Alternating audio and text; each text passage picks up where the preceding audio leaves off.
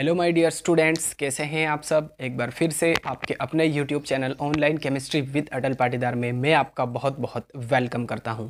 आज के वीडियो में unit 10 hello alkane and hello Areen का एक इम्पोर्टेंट टॉपिक हम करने वाले हैं। आपकी एनसीईआरटी में भी ये टॉपिक गिवन है ना, और एग्ज़ाम के पॉइंट ऑफ व्यू से भी बहुत ही ज़्यादा इम्पोर्टेंट है। आज हम बात करेंगे पॉली हेलोजन कंपाउंड्स के बारे में, ठीक है। और पॉली हेलोजन कंपाउंड्स में स्पेशली आज हम बात करने वाले हैं डीडीटी एंड फ्रीऑन्स की, ठीक है। क्लोरोफ्लोरोकार्बन या फ्रीऑन्स या सीएफसी की एंड डीडीटी की आज हम बात करने वाले हैं। बहुत ही ज़्यादा इंपॉर्टेंट टॉपिक है। इसकी प्रिपरेशन मेथड हम देखेंगे, प्रॉपर्टीज़ हम देखने वाले हैं एंड यूजेस भी हम देखेंगे, ठीक है। तो प्लीज़ गाइज कंसंट्रेशन आपकी व्हाइट बोर्ड पर बनाए रखिएगा, बस एक ही रिक्वेस्ट है आपसे, ठीक है। चलिए, तो फर्स्ट ऑफ ऑल हम डीडीटी के बारे में थोड़ा सा देख लेते हैं एंड देन इसकी प्रिपरेशन, प्रॉपर्टीज़ एंड फिर यूजेस देखने वाले हैं, ठीक है। चलिए, तो डीडीटी में क्या लिखा है, DDT is a polyhalogen compound. जैसे कि मैंने आपको बताया था पॉलीहेलोजन कंपाउंड के बारे में आज हम पढ़ेंगे। तो डीडीटी भी क्या है, एक पॉलीहेलोजन कंपाउंड है, ठीक है।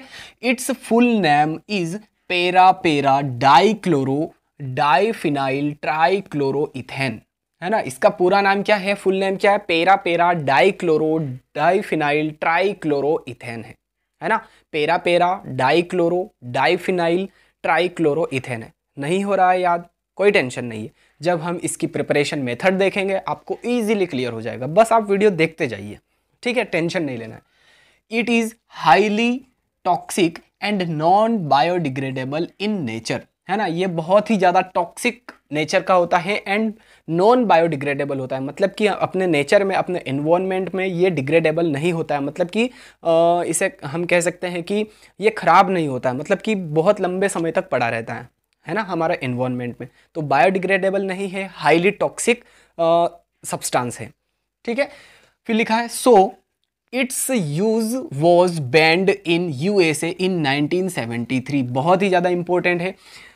यहाँ पर इसकी हाईली टॉक्सिक नेचर के कारण एंड नॉन बायोडिग्रेडेबल नेचर के कारण क्या क्या किया था यूएसए ने कि इसको 1973 में बैन कर दिया था। इसका यूज़ पूरी तरह से बैन कर दिया था। क्यों कर दिया था, क्योंकि हाईली टॉक्सिक होता है। जो बर्ड्स वगैरह होते हैं, फिशेज होते हैं, है ना, तो उनके लिए बहुत ही ज़्यादा ये पेनफुल है या हार्मफुल है, ऐसा हम कह सकते हैं, ठीक है। सो इसीलिए इसको यूएसए ने बैन कर दिया था 1973 में। अगर आपको जो ईयर है 1973 ये अगर याद नहीं रहता है तो नहीं लिखना है, कोई प्रॉब्लम नहीं है। इसके कोई एक्स्ट्रा नंबर या एक्स्ट्रा मार्क्स आपको नहीं मिलने वाला है।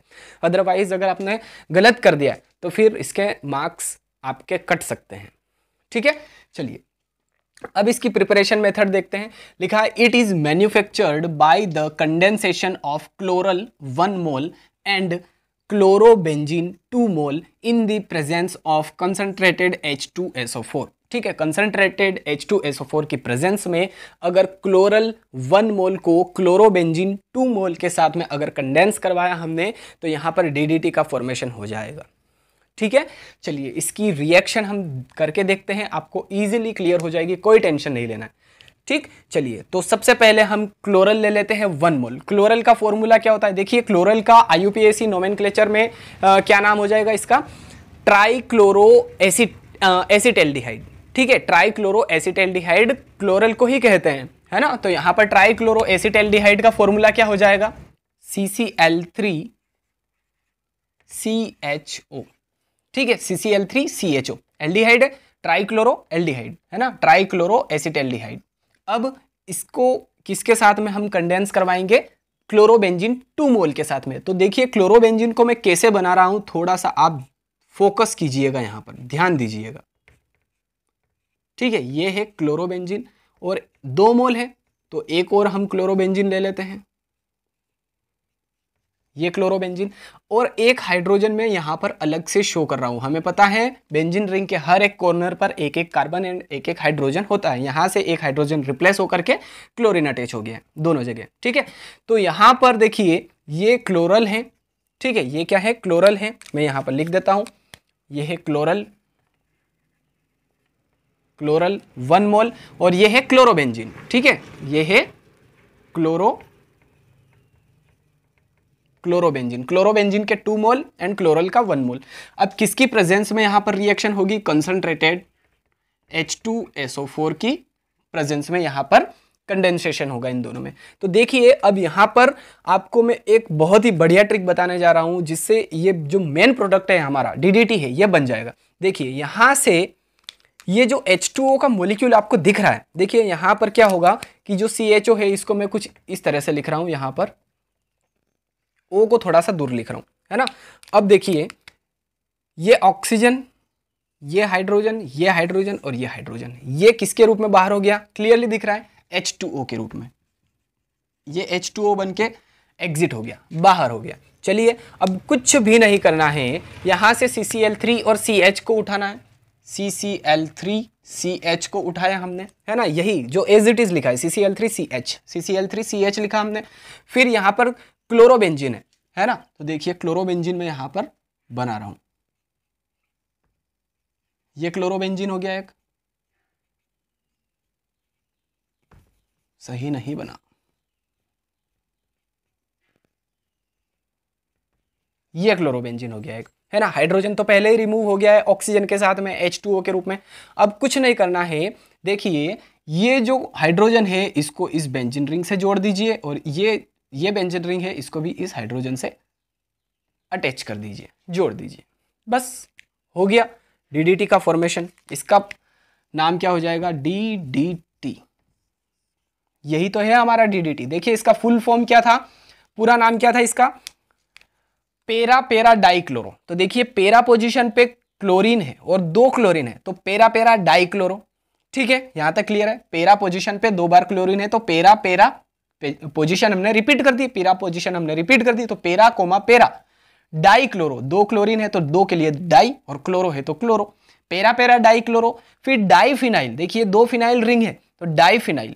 फिर ट्राइक्लोरो, तो देखिए 3 क्लोरो है तो ट्राइक्लोरो, और 2 कार्बन और सिंगल बॉन्ड है, अगर इसकी स्ट्रक्चर को ओपन करेंगे तो सिंगल बॉन्ड दिखेगा हमें यहाँ पर, ठीक है। तो ट्राइक्लोरो इथेन, 2 कार्बन के लिए इथेन, ठीक है, 1 2, क्लियर है ना। फिर से देखते हैं, पेरा पोजीशन पे 2 क्लोरो है तो पेरा पेरा डाइक्लोरो, डाइफेनिल 2 फेनिल रिंग है डाइफेनिल, ट्राइक्लोरो 3 क्लोरो है तो ट्राइक्लोरो, और 2 कार्बन है और दोनों में सिंगल बॉन्ड है तो इथेन, पेरा पेरा डाइक्लोरो डाइफिनाइल ट्राइक्लोरो इथेन, ठीक है, पेरा पेरा डाइक्लोरो डाइफिनाइल ट्राइक्लोरो इथेन।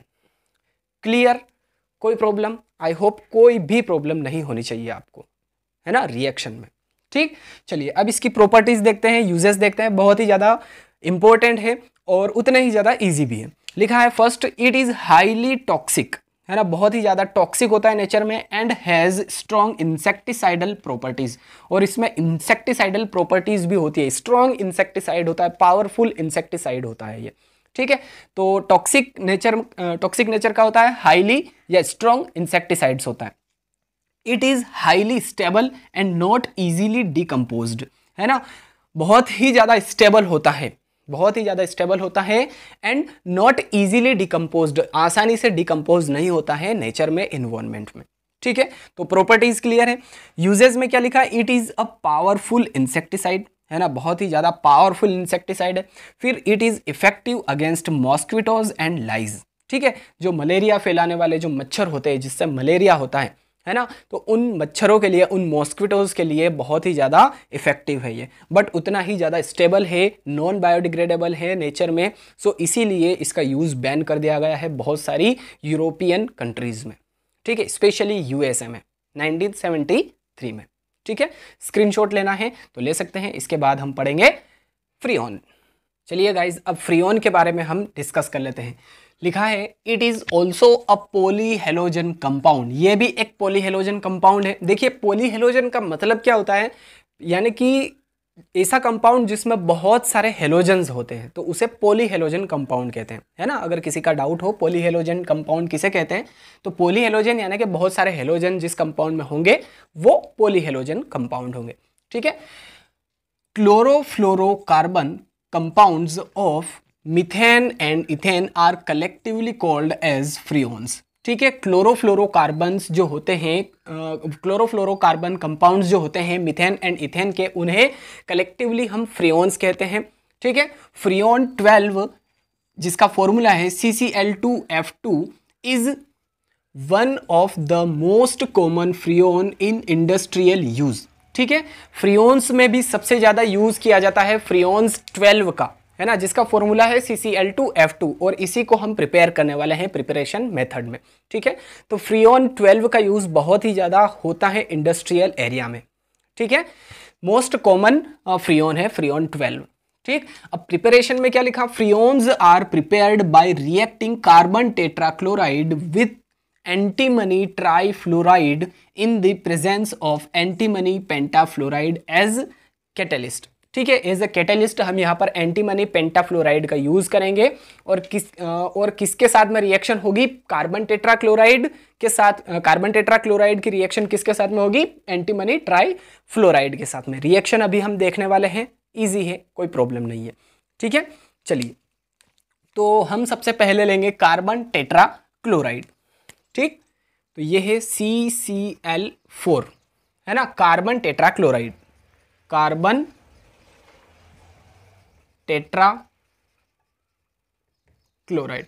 अब इसकी रिएक्शन किसके साथ में होगी, एंटीमनी ट्राइफ्लोराइड के साथ में। चलिए, तो एंटीमनी देखिए, एंटीमनी ट्राइफ्लोराइड का फॉर्मूला है Sb trifluoride F3, SbF3, antimony trifluoride. ये क्या है, एंटीमनी ट्राइफ्लोराइड, एंटीमनी ट्राइफ्लोराइड। अब किसकी प्रेजेंस में होगी, एज अ कैटलिस्ट क्या यूज होगा यहां पर, एंटीमनी पेंटाफ्लोराइड। तो एंटीमनी यानी कि Sb पेंटाफ्लोराइड यानी कि F5, है ना, एंटीमनी पेंटाफ्लोराइड। ठीक है, तो antimony pentafluoride as a catalyst यहां पर यूज होगा और carbon tetrachloride and antimony trifluoride के बीच में रिएक्शन होगी। तो यहां पर क्या ऑब्टेन होगा, CCl2F2, है ना, और यही हमारा मेन प्रोडक्ट है जिसे फ्रियोन 12 कहते हैं, CCl2F2, है ना, ये क्या है, फ्रियोन 12 है। अब हम यहां पर 3 टाइम्स CCl4 यूज करेंगे एंड 2 टाइम्स SbF3 यूज करेंगे।